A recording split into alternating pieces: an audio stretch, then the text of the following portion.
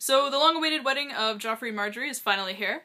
Obviously this is gonna have spoilers for the last episode if you haven't watched it yet. However, if you've been on the internet in the last couple days, you probably already know what happened. Just a guess. So this episode was outstanding. Like 20 times better than the episode last week, for sure. This is actually George R.R. Martin writes one episode per season.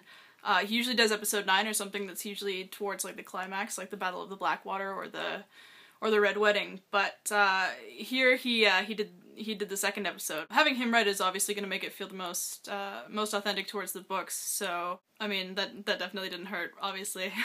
Before we go on to talk about that wedding, I'm just gonna talk about a couple of other quick things that happened in the episode as well. So the Boltons make their reappearance this episode. So they're talking strategy now. They're trying to figure out how they can get the Ironborn out of the north and how that they can sort of assure their claim to power and their new sort of seat, because they're obviously not the popular choice to be Wardens of the North. Politically, the North is just a mess right now.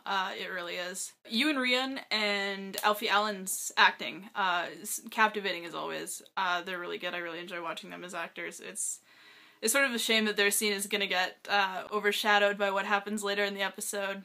This episode's really gonna be remembered for the wedding, but I don't know, I think my favorite scene was probably with Ramsay and Theon and just the shaving scene. Way further north we get Bran, who looks like he's about old enough to start shaving now.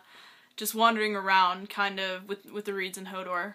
In the book they actually meet up with someone named Cold Hands, but I read in an article recently that he's cut from the show. Like, we're not gonna see Cold Hands. If you've read the books, then you're probably just as disappointed as I am, but yeah, HBO, to that I say, I want Cold Hands. In this, how they sort of get around it is Bran kind of, he reaches up and he touches a heart tree, and he sort of has a vision of everything that, well, it's up to interpretation really what a lot of the vision stuff is, but some of it's in the past, some of it's happening now, and then presumably some of it is in the future as well. Either way though, he, for whatever reason, after he touches the heart tree and has this vision, he then knows where to go. Which works. I mean, it's not out of place in the context of the story. I just really wanted Cold Hands. I think he's a really neat character from the books. It's such a shame that they cut him out. I'm still kind of heartbroken by it, but anyways. Last of the non-wedding stuff and recurring characters is Stannis on Dragonstone. Which brings me to my first point of, why the hell is Stannis still on Dragonstone? The last time we saw them, you know, they were all gung-ho about going to the Wall, and they made a point of how much an emergency it was that they needed to get there, and then we come back and, you know, they haven't moved. You have to understand, like, Stannis isn't a patient person. Like, if he says he's gonna sail somewhere, he's gonna be like, where the hell is my boat? You know, so this entire setup is totally out of place for him. Other than the fact that they really need to get the hell on the road, both in terms of plot and in terms of character, this is actually the first episode of Stannis that hasn't made me want to just, like, absolutely just break everything in the room. So, that's a good thing at least. Melisandre starts out burning Stannis' brother-in-law, Axel Florent, at the stake.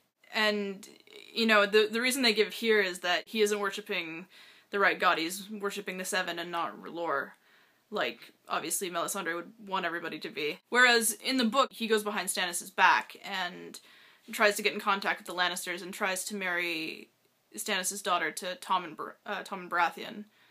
And Stannis obviously sees that as a huge betrayal, and, you know, that's why he kills him. I mean, I get why they cut this out, because obviously this would have taken a lot longer to explain, but I just wish that the reason that they had given here was a little bit more thought out, because it changes the whole perspective of the characters from the audience. You know, I have to be fair, in terms of plot, these scenes probably weren't needed, but unlike the Daenerys scenes from last episode, they at least kind of gave some character development, and in Stannis' case, like, some character redemption, because, I mean, they really haven't done a very good job of making him look very good in this series. Let's be honest. If you've read the books, then you probably know what I'm talking about. It kind of felt like George R.R. Martin came in with his Superman cape, and made sort of alterations to this really villainous painting that they put Stannis in the show, unfortunately. So I was happy for that. This is probably the closest I've ever seen him to being properly reflected as he is in the books, so that was good.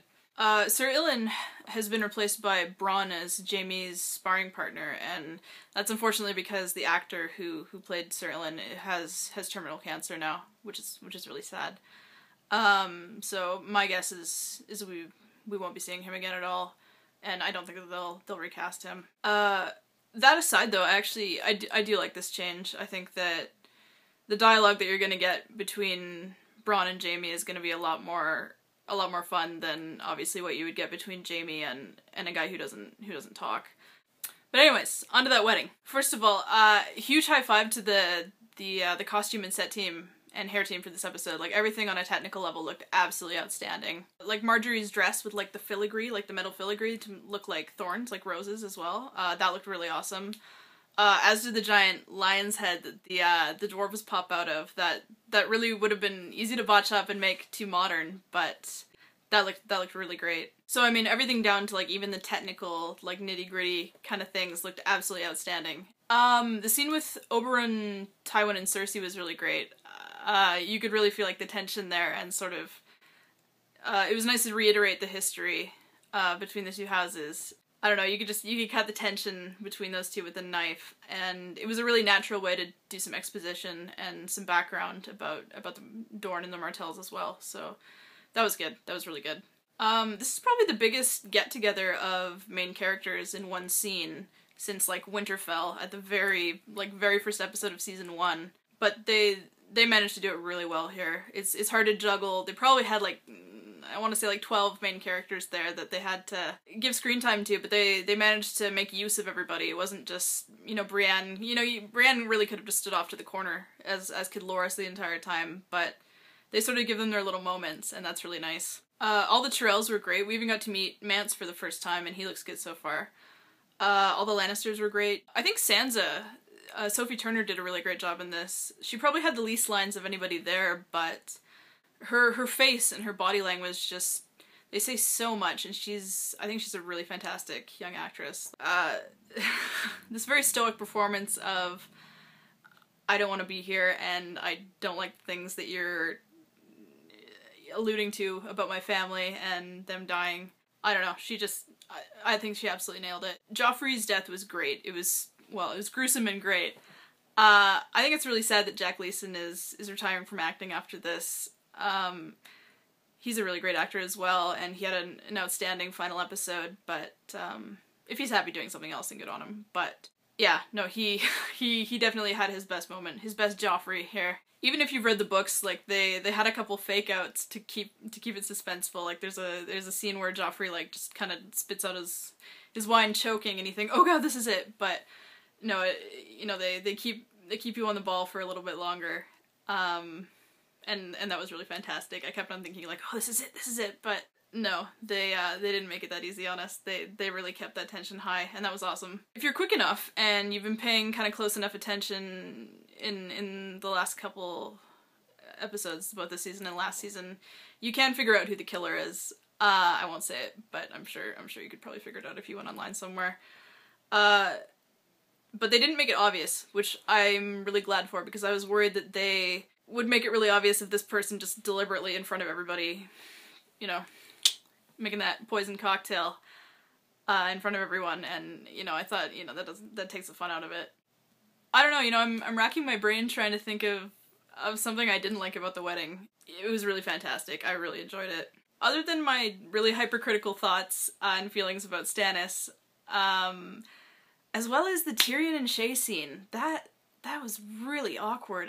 I was not into that at all. I can't remember what the actress's name is, but she's not one of the stronger actors on the show on a good day. But it's a scene where Tyrion sends Shae away for her own protection, and